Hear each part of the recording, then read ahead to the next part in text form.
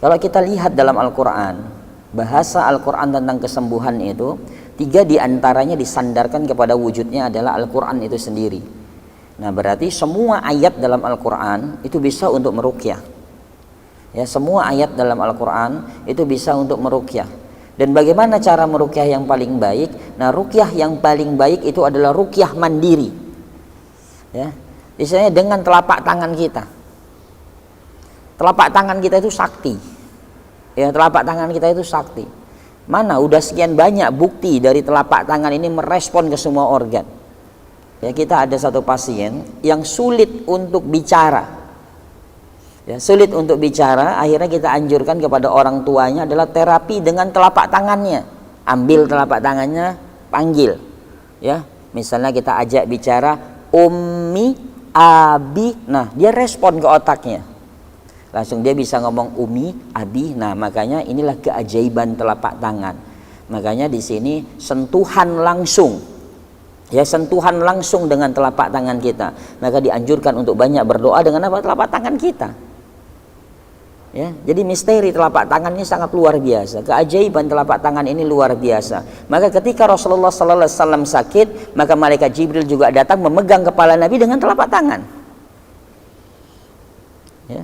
Nah, maka sebaiknya ruqyah itu adalah ruqyah mandiri. Lalu apa sih makna ruqyah yang sebenarnya? Nah, jadi ruqyah itu bukan untuk gangguan jin dan sihir saja. Ya, nanti kita bisa diskusi panjang. Ya, jadi ruqyah itu sebenarnya untuk semua penyakit. Penyakit fisik, non medis, ya, penyakit medis itu semuanya bisa diruqyah. Ya. Nah, ruqyah makna bahasa artinya adalah doa-doa perlindungan. Ya, dari sisi makna bahasa. Ya, doa-doa perlindungan. Makna istilah dalam hukum syariah, ruqyah adalah doa-doa yang diambil dari Al-Quran maupun hadis-hadis yang sahih dan doa perlindungan bagi yang sehat. Jadi doa kesembuhan bagi yang sakit dan doa perlindungan bagi yang sehat. Ya, jadi tanpa kita sadarin, kita makan, baca doa itu bagian dari ruqyah karena mohon perlindungan kepada Allah. Ya, masuk kamar mandi, baca doa itu bagian dari ruqyah. Ya, karena mohon perlindungan, ya, dari jin, dari bakteri, dari virus yang ada di dalam kamar mandi. Ya, jadi semuanya itu adalah bagian bab dari ruqyah. Jadi tidak mesti untuk gangguan jin dan sihir. Nah, lalu kalau kita lihat tentang penyakit yang hari ini mungkin menjadi penyakit yang sangat menakutkan, ya, penyakit yang sangat menakutkan, dan jauh-jauh hari Rasulullah SAW sudah mengingatkan kepada kita tentang bahayanya penyakit ini. Ya, saya melihat di beberapa rumah sakit dan ini menjadi hal yang sangat luar biasa bagi dunia medis karena ini menjadi pemasukan yang sangat besar, yaitu penyakit kanker dan tumor. Ya. Jauh-jauh hari Rasulullah sudah mengingatkan dan para ulama sudah sepakat terhadap penyakit yaitu tumor dan kanker. Inilah yang dikatakan dalam bahasanya adalah saraton. Saraton itu adalah penyakit tumor atau kanker yang disebabkan, kata para ulama ini, disebabkan dari mana? Dari ain, dari pandangan mata. Ya, makanya jangan heran kalau ada yang terkena kanker, ada yang kena tumor. Ya, bacakan Al-Quran. Ya, pegang bagian dia yang sakit, bacakan Al-Quran, dia bisa ngamuk. Dia bisa ngamuk. Ya, saya di Darmais, di harapan kita itu nangani pasien-pasien yang terkena kanker dan alhamdulillah Allah berikan kesembuhan itu dengan apa? Kita hanya ngebimbing dia untuk memegang bagian sakit dan dibacakan langsung. Ternyata ngamuk, muntah-muntah, muntah darah segala macam. Nah, setelah itu diperiksa, sel kankernya mengecil. Nah, ini lagi kita tangani juga kanker prostat yang tadinya dokter juga sudah menyerah. Nah, ternyata diajak untuk bagaimana cara meruqyah mandiri. Setiap hari dia bacakan, diusapkan ke bagian sakit. Nah, selama sepekan dengan Al-Quran dibacakan dan diusapkan, ternyata sel kankernya tinggal 1. Tadinya di prostatnya banyak, titiknya tinggal 1. Jadi kebetulan dia orang berada, jadi ngetesnya gampang. Biasa dia langsung ke lab, ya, diperiksa semuanya dengan dikasih makan gula. Jadi kanker itu makan gula, jadi nyala semuanya sel kanker dalam tubuhnya. Ya, jadi dalam USG ketahuan lampu, kayak ada lampu-lampu. Nah, ini sel kanker semuanya. Ya, tapi ternyata dengan Al-Quran perubahannya sangat luar biasa. Nah, maka disinilah kita mengajarkan bagaimana Nabi menganjurkan kepada kita itu untuk menjaga pandangan. Ya, tidak untuk mengekspos diri. Dalam artian nih bahaya nih tentang masalah medsos nih. Ya, karena sebagian besar ada salah satu narsum kita yang selalu saya nasehatin juga tentang bahaya anak makan di shoot, masukin di medsos, nah akhirnya anaknya penyakitan terus sakit. Nah kenapa? Itu kerjaan. Ya, kerjaan orang tua yang memancing bahwa anaknya itu bagus segala macam, ternyata sekian banyak orang yang melihat tidak menyebutkan masya Allah tabarakallah, maka anak tersebut kena penyakit ain. Jadi penyakit ain ini tidak hanya untuk manusia, rumah juga bisa terkena ain, mobil juga bisa terkena ain.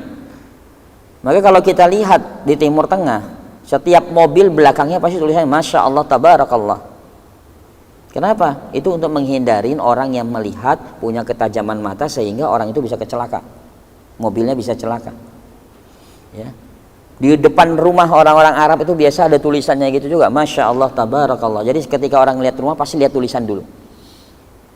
Ya, untuk menjaga apa? Menjaga dari ain. Ya, kalau zaman dulu ketika sahabat sakit, sahabat langsung bicara sama Rasulullah, ya Rasulullah saya menderita sakit. Satu sakit gatal-gatal yang parah, lalu ditanya siapa yang melihat sahabat ini ketika dia berwudu, melihat aurat, ya, melihat auratnya. Lalu di antara sahabat ada yang mengacung dengan mengatakan saya ya Rasulullah, maka berwuduklah dan air wudu itu untuk dimandikan orang yang terkena air. Nah pada saat itu bisa langsung. Nah kalau sekarang seluruh Indonesia lihat siapa yang punya ketajaman mata, kita nggak tahu. Ya, makanya yang terpenting adalah adab. Ya, adab. Ustaz, saya harus mengupload. Ya baca ta'awudz, baca doa perlindungan. Ya kalau memang harus, kalau memang urgent. Ya tapi kalau tidak ya nggak usah upload, nggak ada manfaatnya. Ya, ini munculnya ada. Jangankan begitu, misalnya ada dua orang ibu saja bawa anak, yang satu hanya mengatakan, anak saya gemuk, anak saya cantik, anak saya ganteng. Ternyata ibu satu ini hanya di dalam dirinya, waduh kamu tuh terlalu bangga, terlalu ujub, terlalu sombong ini. Nah itu bisa kena ain. Surat Al-Baqarah 10 ayat dari surat Al-Baqarah, ya 1 sampai 5 sudah 5, tambah ayat kursi sudah 6, tambah 2 ayat setelah ayat kursi 8, ya tambah 2 ayat terakhir surat Al-Baqarah itu 10. Nah maka Ibnu Abbas mengatakan siapa yang baca itu setan berlarian. Jadi pada satu bacakan itu 10 ayat dari surat Al-Baqarah dan ditambah lagi muawijatain salasa, Al-Ikhlas, Al-Falaq, An-Nas 3 kali tiupkan dan niatkan dalam diri. Ya, sebagai doa perlindungan. Ya, kalau seandainya ada gangguan yang menyumbat di dalam pembuluh darah, minta kepada Allah untuk dilepaskan semua sumbatan-sumbatan itu, tiupkan dan diusapkan ke seluruh tubuh kita. Diusapkan ke seluruh tubuh kita. Dan itu dilakukan setiap hari. Ya, itu dilakukan setiap hari. Saya pernah ditelepon seorang pasien, Ustaz, tempurung saya itu kering. Dia nggak bisa apa-apa. Usia sudah 70 tahun. Jantung saya bocor. Ya. Saya tuh pengen berobat tapi nggak bisa jalan Ustaz. Bagaimana caranya? Akhirnya saya katakan, ibu bisa baca Al-Quran. Bisa Ustaz. Nah sekarang ibu minta sama Allah. Minta sama Allah, sungguh-sungguh mintanya. Jangan tanggung-tanggung minta sama Allah. Ya, apa yang dibacakan? Tadi yang saya anjurkan tadi. Bacakan, terus usapkan bagian yang sakit. Terus diusapkan. Ibu ada peluang besar untuk Allah berikan kesembuhan karena waktu ibu banyak santainya. Misalnya dia berbaring, udah bacakan, diusap terus. 1 bulan kemudian dia telepon saya, Ustadz, alhamdulillah sekarang saya mulai belajar jalan. Padahal kalau ke dokter, apa kata dokter? Itu harus dibongkar tempurungnya, dikasih cairan, dan itu proses pengembalian itu 6 bulan. Dan 6 bulan itu belum tentu juga bisa jalan karena usia sudah 70 tahun. Ya. Jadi bacakan, diusapkan. Nah 1 bulan kemudian dia ngabarin. Nah hampir 3 bulan berikutnya dia telepon lagi dengan nangis yang sangat luar biasa. Ustadz, alhamdulillah Allah berikan perubahan luar biasa. Saya sekarang sudah bisa ke pasar. Saya sudah bisa belanja. Nah, ini menandakan bab di sini adalah keseriusan. Ketika kita minta sama Allah, ketika sakit, ya, ketika kita berharap penuh kepada Allah, Allah pasti kasih. Ya. Jadi luar biasa. Jadi kalau minta ya jangan tanggung-tanggung. Nah intinya adalah ketika kita sakit, ya, ketika kita berdoa, itu keseriusan yang besar, berharap penuh kepada Allah, sehingga Allah memberikan jawabannya itu juga luar biasa kepada kita. Jangan ragu untuk meminta kepada Allah. Ya, jangan ragu untuk meminta kepada Allah. Nah ada kisah juga yang menarik. Seorang pengusaha kaya dari Mesir, ya, pengusaha kaya dari Mesir, dia stroke, Dia stroke, kepalanya saja yang bisa bergerak. Jadi kepalanya saja yang bisa bergerak. Tiba-tiba dia panggil ajudannya karena dia orang kaya. Saya pengen umroh. Ya tolong bawa saya ke Masjidil Haram. Saya pengen beribadah di sana. Nggak bisa, karena izinnya sulit. Pakai kursi roda bisa, tapi pakai kasur nggak bisa. Bisa, izin Allah insya Allah bisa, gitu. Dengan keyakinan dia, karena dia tidak bisa bergerak sama sekali. Jadi dia di kasur aja, cuma kepalanya aja bisa gerak. Ya? Nah ini buat orang-orang yang sakit ini harus termotivasi. Orang yang dikasih kenikmatan sama Allah, ya tinggal kepalanya saja yang bergerak, tapi selalu bersyukur di hadapan Allah. Tidak pernah mengeluh dia.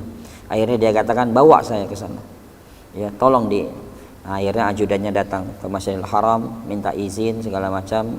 Allah mudahkan dan alhamdulillah diizinkan.